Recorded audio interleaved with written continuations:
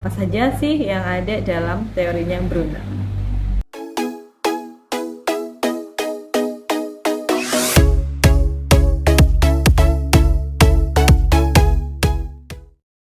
Assalamualaikum warahmatullahi wabarakatuh. Kali ini kita akan bahas tentang teori pembelajaran. Salah satunya teori tentang psikologi kognitif miliknya Brunner. Nah, Brunner ini mengembangkan teorinya Piaget, di mana dalam teori belajarnya Brunner itu lebih menekankan pada proses pembelajaran ketimbang dari hasil belajar. Jadi Brunner itu meyakini ketika proses pembelajaran itu berjalan dengan sistematis dan dapat dipahami oleh siswa, maka hasilnya pun akan berkualitas baik. Itu yang diyakini oleh Brunner. Dan kita akan lihat apa saja sih yang ada dalam teorinya Brunner.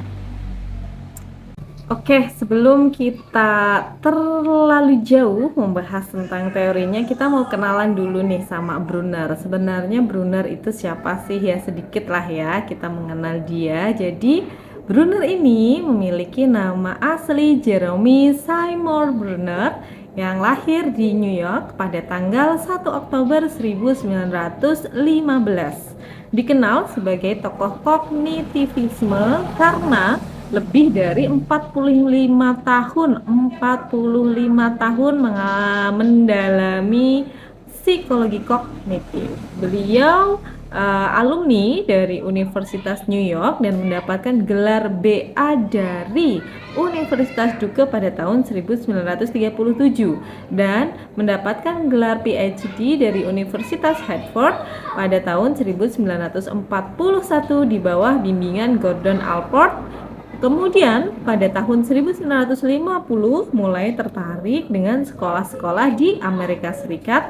Lalu tahun 1960 menemukan teori kognitif. Nah, ini sepenggal aja nih perjalanannya dari Brunner ini. And then pada pandangan Brunner gimana sih terkait tentang belajar gitu. Jadi Brunner ini menyampaikan bahwa manusia ini sebagai pemikir, kemudian pemproses dan pencipta informasi. Oleh karena itu, memusatkan perhatian pada sesuatu yang dilakukan oleh manusia sesuai dengan informasi yang diterima untuk mencapai suatu pemahaman yang bermakna. Di mana menurut pandangan Brunner, pada dasarnya belajar merupakan proses perkembangan kognitif yang terjadi dalam diri seseorang.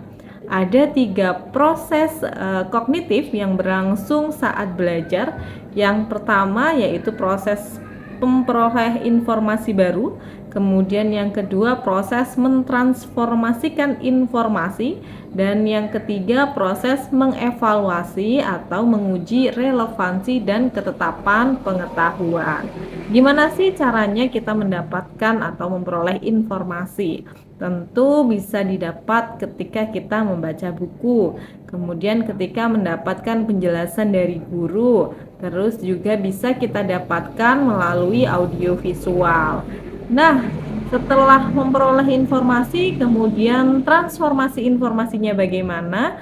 Untuk transformasi informasi ini bisa dilakukan dengan cara memahami, kemudian mencerna, lalu menganalisis pengetahuan baru dan juga mentransformasikan dalam bentuk baru.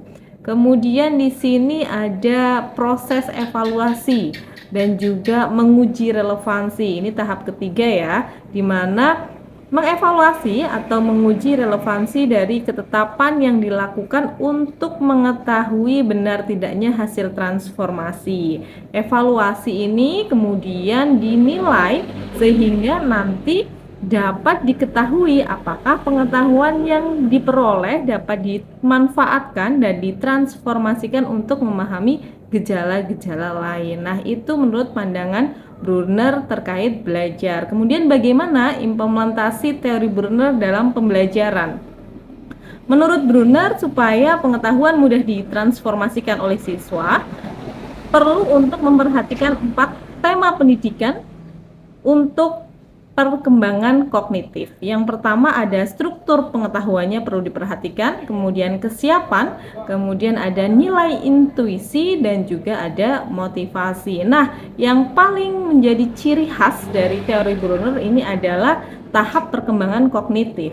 Menurut Brunner, proses belajar dapat terlaksana dengan baik jika pengetahuan dipelajari melalui 3 tahap perkembangan kognitif, yaitu ada tahap enaktif, kemudian ikonik, terus juga ada simbolik. Nah, enaktif ini berbasis tindakan dan benda konkret. Kemudian tahap ikonik ini ada berbasis gambar atau visualisasi, dan simbolik ini berbasis simbol abstrak, bahasa matematika ataupun logika. Kita akan masuk ke ranah enaktif ini. Enaktif yang pertama itu lebih dikaitkan dengan kejadian nyata ataupun dikaitkan dengan hal-hal yang bersifat kontekstual. Jadi kalau kita lihat pembelajaran yang ada di SD itu biasa menggunakan alat peraga. Ini merupakan tahap belajar yang pertama dikaitkan dengan hal-hal nyata agar kita lebih mudah untuk memahaminya.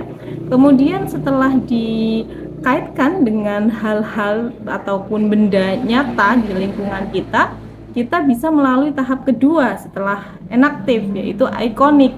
Di mana ikonik ini cara belajar melalui visualisasi ataupun berbasis gambar gitu. Setelah nyata ini sudah lebih mudah dipahami, kemudian proses selanjutnya ada menggunakan gambar. Kalau kemudian gambar ini sudah bisa terserap dengan mudah, menggunakan visualisasi bisa terserap dengan mudah, bisa di tahap selanjutnya menggunakan tahap simbolik. Jadi sudah kemudian ketika ada suatu permasalahan sudah bisa langsung nih, oh ini kaitannya dengan ini, kaitannya dengan ini. Jadi otomatis dia sudah sinkron dengan permasalahan, sudah mampu mengidentifikasi dengan simbol. Contoh sederhananya ketika dalam konteks matematika ya, misalnya ketika dia mempelajari tentang sesuatu yang lebih besar ataupun lebih kecil. Ketika lebih besar simbolnya apa tuh? Ketika lebih kecil apa? Kan kita ada simbol lebih besar itu seperti V yang menghadap ke yang lebih besar yang mana, atau apa itu namanya ya. Bisa disimbolkan lah menggunakan objek-objek matematika atau apa. Nah, kemudian ada model pembelajaran yang sesuai menurut Brunner, yaitu model pembelajaran discovery learning, di mana tahapan model pembelajaran discovery learning ini melalui tahap stimulasi, kemudian problem statement, data collection, processing, verifikasi, dan generalisasi. Nah, itu adalah teori yang dikembangkan oleh Brunner ya. Dan semoga dari teori-teori Brunner ini ada 3 tahapan yang pada intinya perlu kita garis bawahi, yaitu enaktif, ikonik, sama simbolik, dimana itulah proses yang kita gunakan untuk belajar. Yang pertama paling mudah dikaitkan dengan benda nyata, kemudian setelah itu bisa terlampaui kita bisa menggunakan visualisasi, kemudian setelahnya kita bisa menggunakan simbol atau mempermudah suatu permasalahan dengan menggunakan simbol-simbol yang sudah kita pahami. Jadi otomatis langsung tersambung pemikiran-pemikiran kita. Gitu dulu mungkin yang bisa aku sampaikan dari teorinya Brunner. Silahkan buat yang mau komen setelah ini kita mau bahas apa lagi, ataupun ada yang mau kasih kritik saran yang membangun, silahkan. Sampai ketemu di video selanjutnya. Bye bye.